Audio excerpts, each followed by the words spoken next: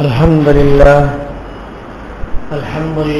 نحمده ونستعينه ونستغفره ونؤمن به ونتوكل عليه ونعوذ بالله من شرور أنفسنا ومن سيئات أعمالنا من يهده الله فلا مضل له ومن يضلله فلا هادي له ونشهد أن لا إله إلا الله وحده لا شريك له ونشهد أن سيدنا ومولانا محمدا عبده ورسوله وصلى الله تعالى عليه وعلى آله وأصحابه أجمعين. قال رسول الله صلى الله عليه وسلم: خمس من جاء بهن مع الإيمان دخل الجنة: من حافظ على الصلوات الخمس على وضوئهن وركوعهن وسجودهن ومواقيتهن، وصيام رمضان وحج البيت إن استطاع إليه سبيلا، وأعطى الزكاة طيبة بها نفسه. وقال رسول الله صلى الله عليه وسلم: مانع الزكاة يوم القيامة في النار. وقال رسول الله صلى الله عليه وسلم: الزكاة قنطرة الإسلام.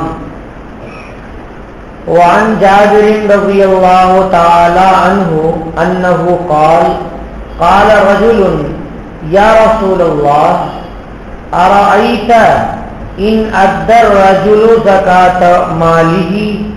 فقال رسول الله صلى الله عليه وسلم: من أدى زكاة ماله ذهب عنه شره، او کما قال علیہ الصلوۃ والسلام.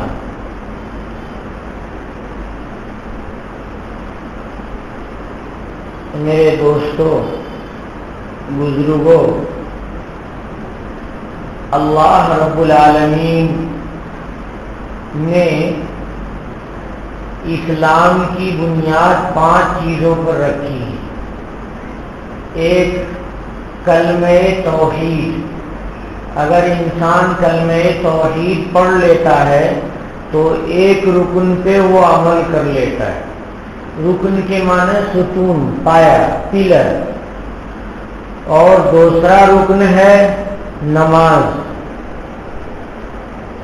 آدمی جب نماز پڑھنے لگتا ہے تو اس کا مطلب ایک قدم اور بڑھ گیا ہو اور اس نے ایمان کے دوسرے رکن کو تھام لیا، سنبھال لیا.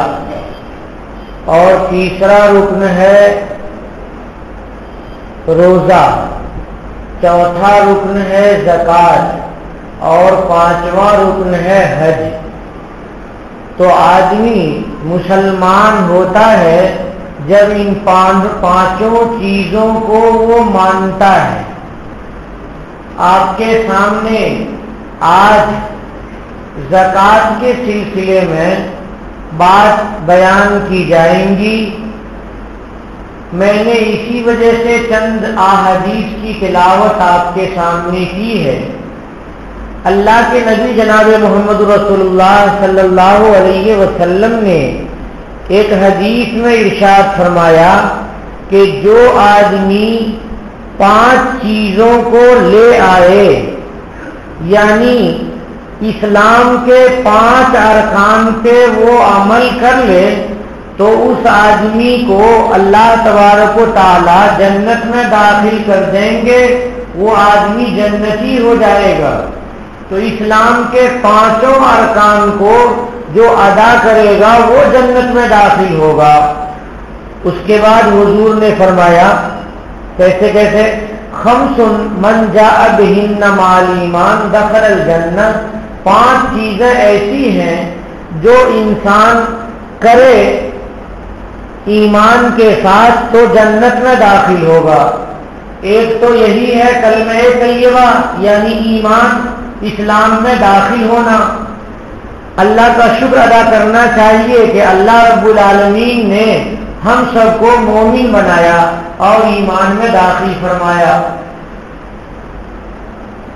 من حافظ علی الصلوات الخمس، وہ آدمی جو پانچوں نمازوں کی حفاظت کرتا ہے، نگرانی کرتا ہے۔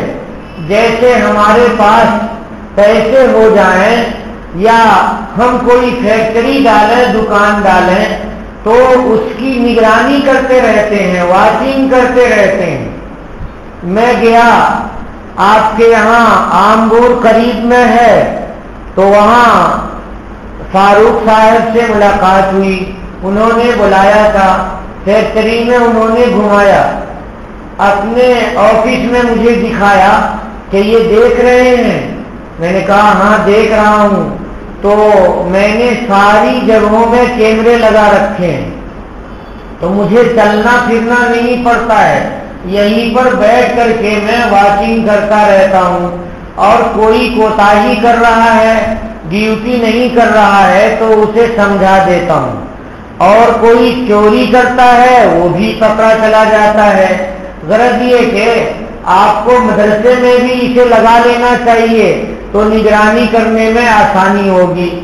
میں نے کہا کہ مدرسے میں لگائیں گے نہیں لگائیں گے یہ تو ہمیں سوچنا ہے، لیکن یہ کہ آپ ٹھیک کر رہے ہیں، آپ کو چلنا پھرنا نہیں پڑ رہا ہے، بہت اچھا ہے آپ کے لیے۔ تو انسان کوئی چیز کرتا ہے، مثلا پیسے لگائے ہیں، فیکٹری ڈالی ہے، تو آپ اس کو ویسے ہی چھوڑ دے گا؟ اگر ایسے ہی چھوڑ دیا تو جو مزدور چور ہیں وہ تھوڑا تھوڑا چوری کر کے ختم کر دیں گے، جو کام چور ہیں وہ کام ہی نہیں کریں گے، ویسے بیٹھے بیٹھے ٹائم پاس کر لیں گے اور اپنا پیسہ لے کے چلے جائیں گے کہ میں نے آپ کے یہاں نوکری کی ہے۔ اس طرح سے کمپنی بیٹھ جائے گی، بٹا ڈوب جائے گا۔ اس لیے آدمی واچنگ کرتا ہے۔ تو اللہ کے نبی صلی اللہ علیہ وسلم نے ارشاد فرمایا کہ نماز کی بڑی حفاظت کرتا ہے، نگرانی کرتا ہے۔ کیسے نگرانی شروع ہوتی ہے؟ علی وضوءہن، وضو کرتا ہے اس وقت ہی وضو صحیح کرتا ہے، کہ اگر چار اعضاء میں سے ایک بھول گئے تو وضو نہیں ہوگا۔ کہیں پر ناخن کے برابر پانی نہیں پہنچا تو وضو نہیں ہوگا۔ تو وضو کرنے کے وقت میں ہی آدمی پورا خیال رکھتا ہے۔ اس کے بعد وَرُكُوعِهِنَّ وَسُجُودِهِنَّ، پھر جب آتا ہے نماز کے لیے تو نہایت ادب کے ساتھ اللہ رب العالمین کے سامنے قیام کرتا ہے، اور رکوع بہت احتیاط سے کرتا ہے کہ ہمارا سر ہماری کمر کے برابر ہوا یا نہیں، اور ہاتھ سیدھا ہے یا نہیں ہے۔ بعض لوگ رکوع کرتے ہیں تو ہاتھ کو یوں ڈھیلا کیے رہتے ہیں، یہ رکوع کا سنت طریقہ نہیں ہے۔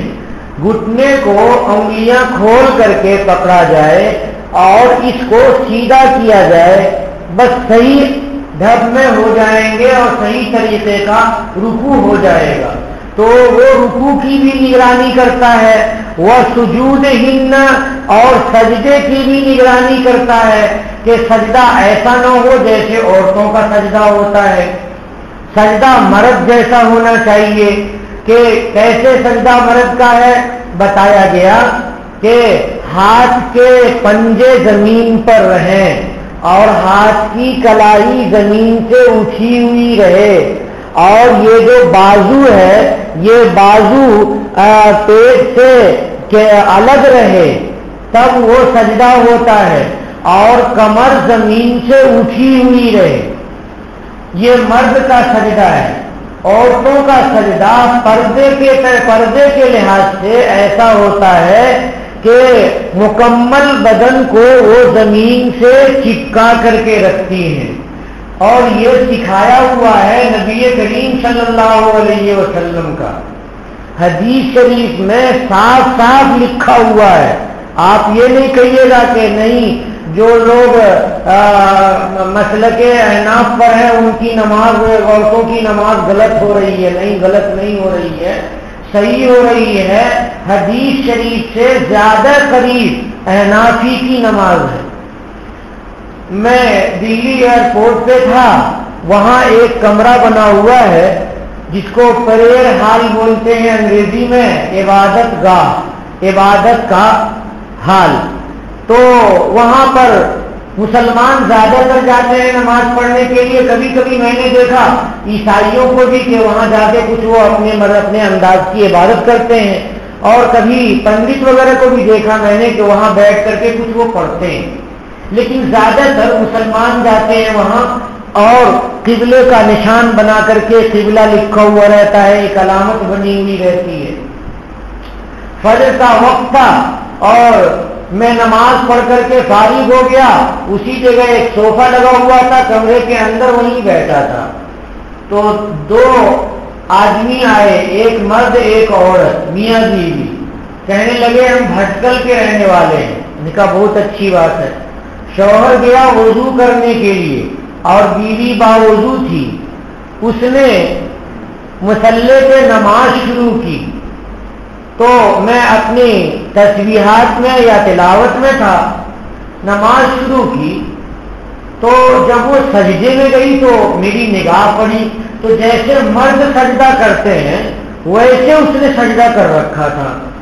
میں لاہور پڑھ کے کمرے سے باہر چلا گیا، بیٹھ گیا.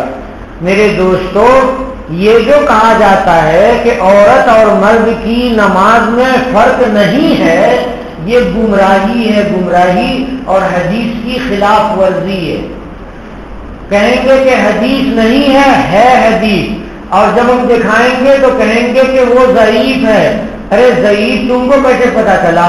اور ضعیف حدیث سے بھی تو مسئلہ ثابت ہوتا ہے. تم جو ہاتھ باندھتے ہو اللہ اکبر کہہ کے، تو یہ ہاتھ باندھنا بھی تو ضعیف حدیث سے ثابت ہے. تو کیوں ہاتھ باندھتے ہو؟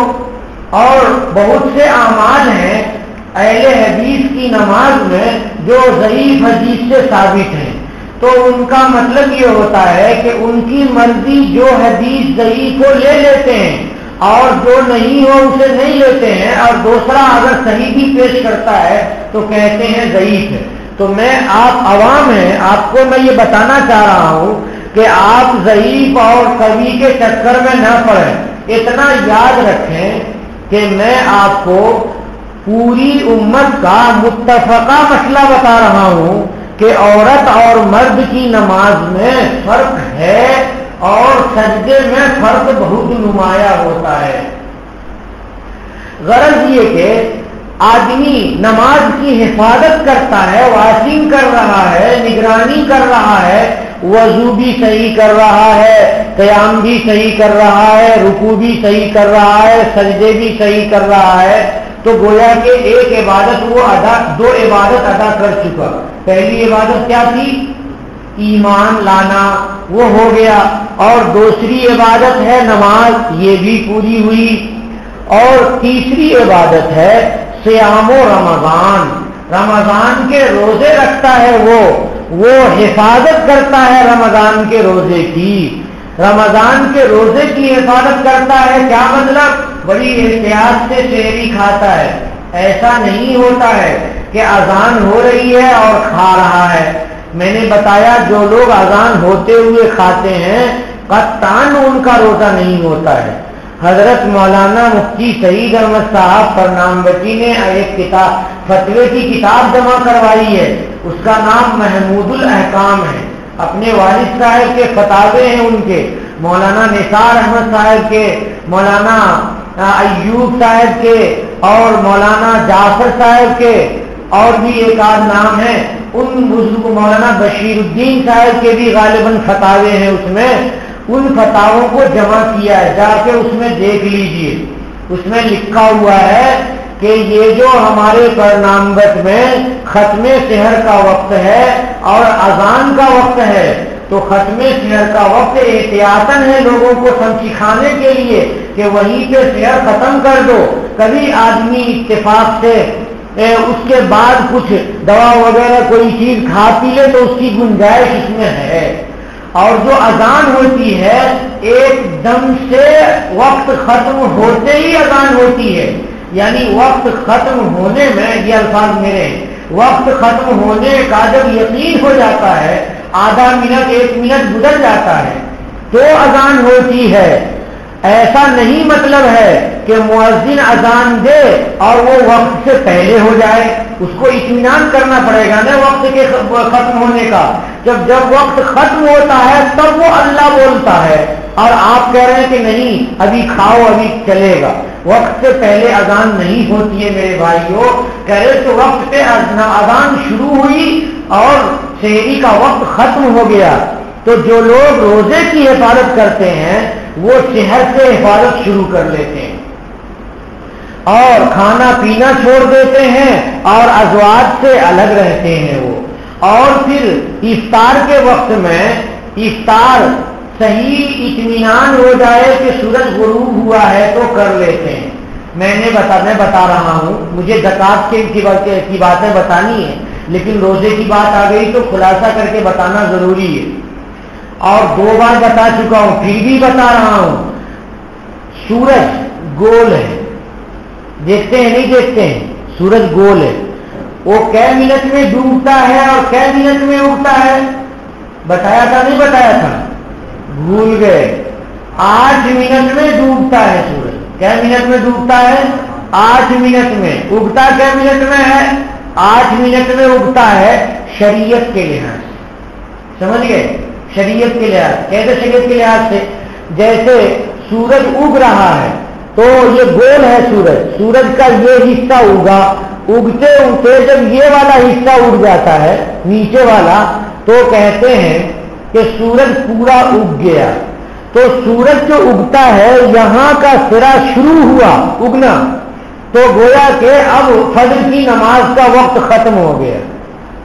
لیکن آپ عرف میں پوچھیں گے، عرف کا مطلب سائنس میں پوچھیں گے جا کر کے، تو وہ کہیں گے نہیں، یہ جو اوپر کا سرا ہے یہ اگا تو ابھی سورج اگنا نہیں کہلائے گا، یہ بالکل بیچ کا سرا جب آ جائے گا، بالکل بیچ، یعنی کیا اس کو آپ کہیں گے 380 ڈگری کا آدھا کر دیجئے تو کتنا ہو جائے گا؟ کتنا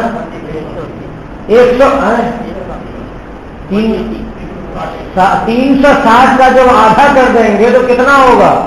180۔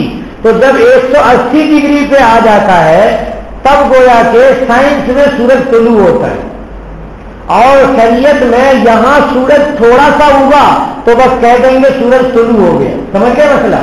یہ تو ہوا اگنا، اور ڈوبنا کیسے ہوا کہ سورج کا نچلا سرا نیچے گیا تو ابھی ڈوبنا نہیں ہوا، جب یہ اوپر کا سرا نیچے چلا جائے گا تب یہ ڈوبنا ہوا۔ تو کتنی دیر میں ڈوبے گا سورج؟ 8 منٹ میں ڈوبے گا، اور یہ 180 ڈگری پر کب پہنچے گا نیچے سے ڈوبتے ڈوبتے؟ زور سے بولو۔ 4 منٹ میں پہنچے گا۔ تو ابھی سورج ڈوبنے میں کیا منٹ باقی ہے؟ 4 منٹ باقی ہے۔ تو آپ اگر جائیں گے عرف میں پوچھنے کے لیے، یعنی سائنس والوں سے پوچھنے کے لیے، دنیا کے کسی کیلنڈر میں جا کر کے دیکھیں گے آپ وقت، دنیا جو شریعت سے ہٹ کر کے جو بنایا ہے، تو اس میں یہ بیچ میں جب پہنچ گیا سورج تو کہیں گے سورج ڈوب گیا، اور ابھی کیا منٹ باقی ہے؟ 4 منٹ۔ شریعت میں جب اوپر کا حصہ نیچے جائے گا تب سورج ڈوبا۔ تو اگر آپ عام لوگوں سے جا کر کے پوچھیں گے جو شریعت کے مسئلے کو نہیں جانتے ہیں تو ان کا سورج کتنی پہلے ڈوبے گا؟ 4 منٹ پہلے ڈوب جائے گا۔ تو بھائیوں، آپ کے یہاں اذان ایک پہلے ہو جاتی ہے اور ایک اذان کئی منٹ کے بعد ہوتی ہے۔ مجھے یہ معلوم نہیں ہے کہ وہ لوگ شریعت کے لحاظ سے سورج ڈوبنے پر افطار کر رہے ہیں یا سائنس کے لحاظ سے ڈوبنے پر افطار کر رہے ہیں۔ اگر وہ شریعت کے لحاظ سے ڈوبنے پہ افطار کر رہے ہیں تو میں کچھ نہیں کہوں گا ان کو، اور اگر سائنسی لحاظ سے وہ سورج ڈوبنے کا لحاظ کر رہے ہیں اور اذان دے رہے ہیں تو ان کا روزہ نہیں ہوتا۔ ان کا روزہ نہیں ہوتا ہے. اطمینان سے کہہ رہا ہوں، کوئی شک شبے والا مسئلہ نہیں ہے، ان کا روزہ نہیں ہوتا ہے. تو جب تحقیق کر لو، بس تحقیق کرنا ہے، آنکھ سے دیکھ لیجئے باہر جا کر کے کہ سورج کا کیا حال ہے. جب مطلع صاف ہو تو دیکھ لیجئے کیا ہے، بادل وادل نہ ہو تو دیکھ لیجئے، خود بات سمجھ میں آ جائے گی. غرض یہ کہ سحر میں بھی احتیاط ضروری ہے اور افطار میں بھی احتیاط ضروری ہے. شریعت کے لحاظ سے روزے کی جب صحیح واچنگ ہوگی، صحیح نگرانی ہوگی، تب وہ جنت میں داخل ہونے والا روزہ ہوگا، ورنہ راستے میں رہ جائے گا. سحری کھا رہے ہیں، اذان کے بعد بھی کھا رہے ہیں، پی رہے ہیں اور پورے دن بھوکے ہیں. ارے کھا پورے دن، ناشتہ بھی کر، کھانا بھی کھا، پانی بھی پی، سب کچھ کر، جو اپنی مرضی کی شریعت ہے تمہاری تو سب کچھ کر. نہیں ہو جاتا ہے تو چلو ہو جاتا، پورے دن کھاتا رہا، کہہ دے کہ ہو گیا روزہ. کیوں نہیں ایسا کہہ دیتا ہے؟ اب سب لوگ ہنسیں گے، کہیں گے کہ بھائی کیا بات ہے. یہ صحیح بتا رہا ہوں، جب روزہ دن بھر رہ رہے ہو تو احتیاط سے واچنگ کرنی ہے نا. حضور فرما رہے ہیں کہ حافظ علی صیام رمضان، صیام رمضان کی وہ حفاظت کرتا ہے. وہ حج البیت، اور حج بیت اللہ کی کرتا ہے، وہ اس کی بھی نگرانی کرتا ہے کہ ہمارے پاس اتنا پیسہ ہو گیا کہ ہم گھر والوں کو بھی خرچہ دے دیں اور راستے کا خرچہ بھی ہو جائے، جانے آنے کا اور وہاں کھانے پینے کا. تو آدمی جاتا ہے حج کرنے کے لیے. ایسا نہ ہو کہ پیسے بہت سارے ہو گئے اور سارے اندر ہے، کون دیکھ رہا ہے، رہنے دے، حج کریں گے تو بہت سارا خالی ہو جائے گا خزانہ، رہنے دے، نہیں جائیں گے، جنت نہیں ملے گی. جنت ملنے کے لیے ضروری ہے حافظ علی حج البیت، حج بیت اللہ کے سلسلے میں وہ نگرانی کرتا ہے. وہ کہاں حج بیت اللہ کو کا وقت آتا ہے فوراً کوشش کرنا شروع کر دیتا ہے. ان استطاع الیہ سبیلا، اگر وہ طاقت رکھے ہے جو حج بیت اللہ کی، یعنی خرچ، راستے کے خرچے کی. پانچویں چیز، وآت الزکاۃ طیبۃ بہا نفسہ، اور زکات دے اس طرح سے کہ اس کا جی زکات دینے پر خوش ہو. ایسا نہ ہو اوہو 40 لاکھ روپے تھے، 1 لاکھ روپے چلے گئے، اور 20 کروڑ روپے تھے، 50 لاکھ چلے گئے. 50 لاکھ میں تو یہ سامنے والے کا گھر خرید کر کے اور اس کو کہیں بھگا دیتا میں. بہت روزانہ چک چک بازی رہتی ہے، اس کا گھر خرید کر کے میں بھگا دیا ہوتا، بڑا بیکار ہو گیا. 50 لاکھ روپیہ بتاؤ کیسے خون پسینے کی کمائی سے کمایا تھا اور لے جا کر کے دے دیا فقیروں کو، غریبوں کو، مصیبت زدوں کو، اور فلاں جگہ کے اور فلاں جگہ کے مدرسے کو. دل کے اندر اگر بخل ہے اور دل صاف نہیں ہوا ہے، زکات قبول نہیں ہوگی اللہ کے. اطمینان رکھیے گا، قبول نہیں ہوگی اللہ کے یہاں. حضور فرما رہے ہیں طیبۃ بہا نفسہ، کہ اس کا جی بالکل خوش ہو جائے. الحمدللہ، مال تو وہی ہے جو کھا لیں، پہن لیں، کھلا دیں اور اللہ کے راستے میں خرچ کر دیں. وہ مال جو جمع ہے وہ حقیقت میں مال نہیں ہے. انسان کہتا ہے ہمارا مال ہے، ہمارا مال ہے. کہاں ہے تمہارا مال؟ تم نے خرچ کیا تب تو تمہارا ہوا، اور استعمال کیا تب تو ہی ہوا، بیوی بچوں کو دیا تب تو ہوا، فقراء غربا کو دے کر کے جنت میں بھیج دیا تب تو ہوا. اگر نہیں بھیجا تو کہاں ہے تمہارا مال؟ یہ سوچے انسان، بس دل کی اصلاح ہو جائے گی. بھائیو، دوسری حدیث شریف میں نے پڑھی تھی کہ جو آدمی زکات دینے والا نہیں ہے، زکات کو روکتا ہے، اس کے بارے میں حضور فرما رہے ہیں مانع الزکاتی یوم القیامت فی النار. زکات نہ دینے والا قیامت کے دن کہاں پر ہوگا؟ جہنم میں ہوگا. زکات نہیں دینے والا یہاں پر جمع مالوں وعددا، مال جمع بھی کر رہے ہیں اور گن گن کر کے رکھتے ہیں. بعض لوگوں کو تو گننے کی فرصت ہی نہیں ہے، وہ ایک منشی کو رکھے ہوئے ہیں، وہ منشی ہی جانتا ہے کہ کتنا آیا اور کتنا گیا. بھائیو، اگر منشی کو بتا دیا کہ بھائی اس میں سے 2.5 نکال دو اور وہ فقراء اور غربا کا حق ہے اور واجب ہے نکالنا، تب تو اللہ تعالیٰ نہیں پکڑیں گے اور جنت دے دیں گے، اور نہیں تو جنت نہیں ملے گی، وہاں پر دروازہ بند ہوگا۔ کیوں دروازہ بند ہے؟ ہم نے تو بہت ساری نماز پڑھی تھی اور حج کیا تھا اور یہ کیا تھا اور وہ کیا تھا، تو لکھا ہوا رہے گا کہ زکات نہیں دی، اس لیے بیٹا بھاگ یہاں سے۔ ڈنڈے لیے رہیں گے فرشتے اور کہیں گے بھاگتا نہیں بھاگتا یہاں سے، وہاں مال چھوڑ کر کے آیا تمہارا، جا کر کے دیکھ دنیا میں کہاں سے چھوڑ کے آیا، کون لوٹ کر کے لے گیا۔ وہاں اللہ جنت نہیں دیں گے۔ طبرانی کی روایت، حضرت جابر رضی اللہ تعالیٰ عنہ کی روایت ہے، فرماتے ہیں کہ ایک آدمی نے کہا یا رسول اللہ کیا رائے ہے آپ کی اس آدمی کے سلسلے میں کہ اگر وہ اپنے مال کی زکات دے دے تو وہ کیسا آدمی ہے؟ تو حضور نے ارشاد فرمایا من ادا زکات مالہ ذہب عنہ شرہ، کہ جس نے اپنے مال کی زکات دے دی تو مال کا شر ختم ہو گیا، اس سے چلا گیا، ورنہ تو شر باقی رہے گا۔ گویا کہ مال کا جو حق ہے وہ حق ادا نہیں ہوا، وہ حق باقی رہ گیا۔ نبی کریم صلی اللہ علیہ وسلم کا ایک ارشاد یہ بھی نقل کیا جاتا ہے کتابوں میں، الزکوٰۃ قنطرۃ الاسلام، زکات اسلام کا پل ہے۔ پل جانتے ہیں؟ برج جانتے ہیں؟ کچھ نہیں جانتے ہیں۔ برج جانتے ہیں، پل جانتے ہیں؟ ہاں، تو جیسے راستہ چلتے چلتے درمیان میں برج آ جائے تو اس کو پار کریں گے تو آگے منزل ملے گی، تو ایسے ہی اسلام میں زکات کی حیثیت ہے کہ وہ پل ہے، اس پر سے گزر کر کے مسلمان مالدار آگے جائے گا تو اس کو صحیح اسلام کی منزل ملے گی، ورنہ صحیح اسلام کی منزل نہیں ملے گی۔ یہ 4 احادیث کا ترجمہ اور مضمون میں نے آپ کے سامنے پیش کیا، اور اب میں سوچ رہا ہوں کہ چند مسائل آپ کے سامنے پیش کر دوں 5 منٹ میں۔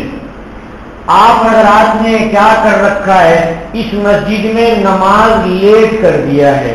اب لیٹ کرنے کی وجہ سے سارے لوگ آتے ہیں یہ نمازی، تو نماز پڑھتے پڑھتے کافی ٹائم ہو جاتا ہے، افطار کرنے کے بعد سستی ویسے ہو جاتی ہے بدن میں، اور جب نماز پڑھ لیتے ہیں سارے لوگ یہاں سے بھاگ لیتے ہیں کہ ارے مولوی صاحب پکڑ لیں گے تو پھر آدھا گھنٹہ بیٹھنا پڑ جائے گا۔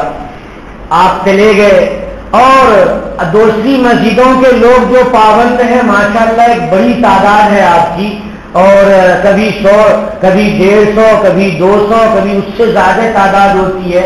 میں گنتا رہتا ہوں، کیسے گنتا ہوں؟ میں تو پڑھاتا ہوں تو درسگاہ میں جاتے ہی ایک نظر سے دیکھ کر کے اندازہ لگا لیتا ہوں کہ آج کتنے طلبہ آئے ہیں اور کہاں کہاں پر بیٹھنے والے غیر حاضر ہیں، بس ان کی نگرانی کرتے ہیں۔ کل آتے ہی پوچھیں گے یہ جگہ کل خالی تھی، کون تھا یہاں پہ، بتا اپنا نام، تو مجھے واچنگ سے معلوم رہتا ہے کتنے لوگ ہیں، لیکن سارے دوسری مسجد کے ہوتے ہیں۔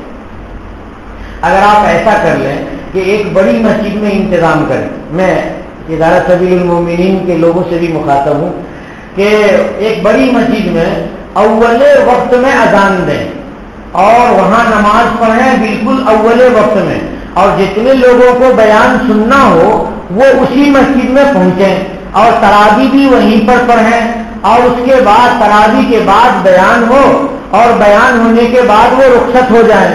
اس کے ساتھ میرا بھی ایک اعلان کرنا ہے آپ لوگوں کو، وہ کیا ہے کہ میں جب اللہ کی بات بیان کرنے لگتا ہوں تو مجھے یہ نہیں پتا چلتا ہے کہ ٹائم کتنا ہوا، تو ایک آدمی کو بٹھا دیجئے گا کہ دیکھو مولوی صاحب تمہیں 25 منٹ ہی بولنا ہے، 30 منٹ ہی بولنا ہے۔ کبھی ایسا ہو جاتا ہے کہ گھڑی پتہ ہی نہیں چلتا ہے کہ گھڑی میں کتنا ٹائم ہوا، ادھر نگاہ ہی نہیں گئی، مجھے بیان کرنا ہے 11 بجے تک، وہ 11:15 ہو جاتا ہے، اور ایک دن دیکھا تو 11:30 ہو چکا تھا۔ تو یہ میری بھی غلطی ہے، رات کے اوقات کو میں آپ کا زیادہ لے لیتا ہوں، ضائع کرنا تو نہیں کہیں گے کیونکہ اللہ اور رسول کی بات ہوتی ہے، لیکن آپ کا وقت جو میں لے لیتا ہوں یہ بے قاعدہ، یہ بھی میرے لیے مناسب نہیں۔ تو ہمیں یاد دلا دیا کریں، 2 کام کریں، آئندہ سال سے اگر کریں تو زیادہ بہتر رہے گا۔ آپ حضرات خیال کیجئے گا، آئندہ سال سوچئے گا، اگر سب لوگوں کی رائے ہوگی تو ٹھیک ہے، اور اگر اتفاق نہ ہو تو جو چل رہا ہے چلنے دیجئے۔ بہرحال شیئر پر زکات، شیئر پر زکات کا مسئلہ بتا دینا زیادہ بہتر ہے کہ بہت سارے لوگ کمپنیوں میں پیسے ڈالے ہوئے رہتے ہیں شیئر والی کمپنیوں میں، تو زکات کا مسئلہ وہ پوچھتے ہیں، تو ان کو معلوم ہونا چاہیے کہ وہ کمپنی کے بارے میں معلوم کریں کہ یہ جو کمپنیاں ہیں وہ جس کمپنی میں شیئر کا مال لگایا ہے تو اس کمپنی میں فرنیچر پر، مشنریوں پر اور وغیرہ وغیرہ جو کام وام کے لیے آفس ہے یا زمین ومین ہے اس پر پیسے کتنا فیصد لگا ہوا ہے، کتنا پرسنٹ لگا ہوا ہے، اور مال کتنا ہے، کتنا پرسنٹ مال ہے جو تیار ہے اور یا کچا ہے اور بکنا ہے، تو وہ بتا دیں گے آپ کو۔ تو جتنا مال ہو یعنی فرنیچر وغیرہ کو، مشینریوں کو، سب چیزوں کو چھوڑ کر کے اس پر زکات واجب ہوتی ہے۔ لیکن جو لوگ بڑے شیئر والے ہوتے ہیں وہ تو سب کچھ معلوم کر لیتے ہیں، اور چھوٹے شیئر والے جو ہوتے ہیں ان بیچارے غریب کو کوئی بتاتا ہی نہیں ہے، کیونکہ بڑے بڑے مالدار بالکل دریا کی طرح ہوتے ہیں اور یہ بیچارے اس میں جا کر کے ڈبکی لگا کے گم ہو جا کے چلے جاتے ہیں، ان کو کوئی بتاتا نہیں ہے۔ تو بہتر یہ ہے کہ جتنا مال شیئر میں لگا رکھا ہے اس کی زکات آپ نکال دیں 2.5 لحاظ کے لحاظ سے، یعنی 40واں کے لحاظ سے بہتر ہے۔ یہ مسئلہ ہے۔ استعمالی چیزوں میں زکات نہیں ہے، کیونکہ خواتین بھی سنتی ہیں بیان، اس لیے ان تفصیل تھوڑی سی اگر آ جائے تو بہتر رہے گا۔ مثلاً یہ کہ گھر میں کرسی ہے، میز ہے، صندوق ہے اور فرنیچر وغیرہ ہے، صوفے ووفے رکھے ہوئے ہیں، استعمالی کپڑے ہیں، مکان ہے اور شیشے کا وغیرہ کچھ کام کیا ہوا ہے، لکڑیوں کا کام کیا ہوا، بہت ساری چیزیں ایسی رہتی ہیں گھر میں، گاڑیاں رہتی ہیں، موٹر سائیکل ہے یا کار ہے یا ٹریکٹر ہے یا کوئی اور چیز ہے، گھڑی پہنتے ہیں، ریڈیو ہے خبر سننے کے لیے، بجلی کے پنکھے لگے رہتے ہیں، فریج گھر میں ہوتا ہے، کولر ہوتا ہے، اے سی ہے، اور اسی طرح سے اور بھی ٹیلی ویژن وغیرہ ہے، تو ان سب پر زکات واجب نہیں ہوتی۔ ٹیلی ویژن کے بارے میں یہ تو میں بتا رہا ہوں کہ زکات واجب نہیں ہوتی ہے، کہ جس طرح سے ریڈیو ہے اسی طرح سے وہ خبر وغیرہ سننے کے لیے۔ لیکن علماء کرام جو بڑے علماء کرام ہیں، دارالعلوم دیوبند وغیرہ کے جو بڑے علماء کرام ہیں، انہوں نے اس جائزے کو ایک جائزہ لیا ہے کہ اکثر لوگ ٹیلی ویژن رکھتے ہیں فلم دیکھنے کے لیے اور وہ ان کی ضرورت نہیں ہے، یا کچھ اور گیم ویم دیکھنے کے لیے یا اور تفریحات کے لیے، تو کہتے ہیں کہ وہ ضرورت میں داخل نہیں، اشیاء ضروریہ میں وہ داخل نہیں ہے، اس لیے ٹیلی ویژن کی قیمت کی زکات دینی پڑے گی۔ بھائیو، احتیاط اسی میں ہے کہ ٹیلی ویژن اگر رکھتے ہو تو اس کی زکات ادا کر دو، احتیاط اسی میں۔ پراویڈنٹ فنڈ ہے، کمپنیوں میں کام کرنے والے ہیں یا اسکول میں اور یونیورسٹیوں میں ملازم ہیں، ان ملازمین کا فنڈ کٹتا رہتا ہے، اس کو پی ایف بولتے ہیں، اردو میں پی ایف کہتے ہیں، پراویڈنٹ فنڈ کہلاتا ہے وہ۔ تو اس میں دو طرح سے فنڈ کرتے ہیں بھائیو، دھیان سے سننا۔ ایک فنڈ تو ایسا ہوتا ہے، یعنی پراویڈنٹ فنڈ کی ایک شکل یہ ہوتی ہے کہ ملازم کا کوئی اختیار نہیں ہوتا ہے اس میں، وہ اتنا کٹنا ہی کٹنا ہے، ملازم کا کوئی اختیار نہیں تھا۔ مثلا دارالعلوم دیوبند میں پڑھاتا ہوں تو میرا بھی ہر مہینہ 900 کچھ روپے ہیں، 900-950 روپے کٹ جاتے ہیں، تو ہمیں اس کے لینے پر اختیار نہیں، ہم ان کو کہیں کہ آپ نہیں کاٹیے تو وہ نہیں مانیں گے، وہ کاٹیں گے ضرور، تو اس پر کوئی اختیار نہیں ہے۔ جب کوئی اختیار نہیں ہے تو ہمارا مال نہیں ہے، جب وہ ہمارا مال نہیں ہے تو اس پہ زکات نہیں ہوگی۔ لیکن بعض کمپنیوں میں ملازم کو اختیار دیا جاتا ہے کہ آپ اپنا پراویڈنٹ فنڈ 10% یا 25% رکھنا، جمع کرنا چاہتے ہیں کمپنی میں اور کیا کہیں گے یونیورسٹی کے مالیہ میں، یا آپ جمع نہیں کرنا چاہ رہے ہیں، آپ جمع کرنا چاہ رہے ہیں تو تنخواہ میں سے کٹے گا، اور نہیں جمع کرنا چاہ رہے ہیں تو اس کا فارم فل کیجیے، جمع کر دیجیے اور اس میں سے نہیں کٹے گا۔ تو ایسے ادارے کے پراویڈنٹ فنڈ کی زکوٰۃ ہر سال نکالنا ضروری ہے۔ ملازم کو وہ معلوم کر لے کہ ہمارے فنڈ میں کتنا ہے، وہ بتا دیں گے کہ اتنا ہے تو ان کو اس میں سے اس کی زکوٰۃ اس کو دینی پڑے گی۔ اور پراویڈنٹ فنڈ میں بات سہولت بھی ہوتی ہے۔ مجھے دوسرے اداروں کے بارے میں تو معلوم نہیں، دارالعلوم دیوبند کے بارے میں معلوم ہے کہ اس فنڈ میں سے آدمی 2/3 لے سکتا ہے۔ مثلا 3 لاکھ روپے ہیں تو 2 لاکھ روپیہ لے سکتا ہے قرض کے طور پر۔ وہ جو دے گا دارالعلوم، ہم لکھیں گے کہ ہماری ضرورت ہے وہ دے دیجیے، تو وہ دے دیں گے 2 لاکھ روپے، مثال کے طور پہ بول رہا ہوں، 2 لاکھ روپے دے دیے۔ اب وہ پوچھیں گے کہ آپ 20 قسطوں میں کٹوانا چاہ رہے ہیں، 10 قسطوں میں کٹوانا چاہ رہے ہیں، تو ہم ان کو لکھ کے دے دیں گے کہ 20 قسطوں میں کاٹیے یا 10 قسطوں میں کاٹیے۔ تو وہ قرض ہوتا ہے اور وہ قرض کٹتا رہتا ہے، ہر مہینے تنخواہ میں سے لیس ہوتا رہتا ہے، کٹتا رہتا ہے۔ 10ویں مہینے میں رپورٹ آ جاتی ہے کہ آپ کا قرض پورا ختم ہو گیا ہے، اور وہ پھر پراویڈنٹ فنڈ میں ویسے ہی جمع ہو جاتا ہے۔ کب ملے گا؟ یا تو آدمی یہ کہہ دے کہ ہمیں پراویڈنٹ فنڈ نہیں چاہیے، تو اس کے بعد سے بند ہو جائے گا وہ۔ اور اگر کوئی آدمی چاہے کہ نہیں وہ باقی رہے تو وہ ہمیشہ باقی رہے گا، مرنے کے بعد ملازمت یا ملازمت کے ختم ہونے کے بعد وہ پیسہ ریٹرن کر دیا جاتا ہے کچھ اضافے کے ساتھ، اس پر کچھ اضافہ بھی ہوتا ہے۔ غرض یہ کہ یہ پراویڈنٹ فنڈ کی تفصیل ہے جو آپ حضرات کو معلوم ہے۔ کچھ نقد کچھ مال تجارت ہو تو دونوں کو ملا کر زکوٰۃ دیں گے۔ آدمی کے پاس الگ سے بیلنس بھی ہوتا ہے اور تجارت کا مال بھی ہوتا ہے، کچا مال ہے یا بنایا مال ہے، تیار مال ہے، تو سب کو جوڑ کر کے اور پھر تاجی کے حساب سے زکوٰۃ ادا کریں۔ 11 بج گئے ہیں، اس لیے میں یہیں پر آپ حضرات کو چھوڑتا ہوں، اور بقیہ مسائل کے لیے انشاءاللہ تعالی کل آپ سے ملاقات ہوگی لال مسجد میں، اور لال مسجد میں سورہ یوسف ختم ہو گئی ہے تو تفسیر میں تھوڑی سی کروں گا اور مسائل بتاؤں گا۔ زکوٰۃ کے مسائل جو بچے ہوئے ہیں وہ، فطرے کے مسائل اور تجارت کے مسائل، یہ سب 3-4 دن ہیں، تو میں سوچ رہا ہوں کہ یہ ساری چیزیں آپ حضرات کو بتا دوں تو آپ کے علم میں اضافہ ہو جائے گا۔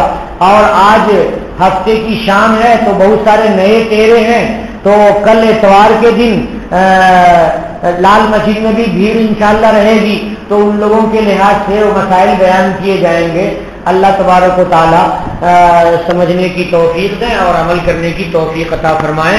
وآخر دعوانا ان الحمدللہ رب العالمین۔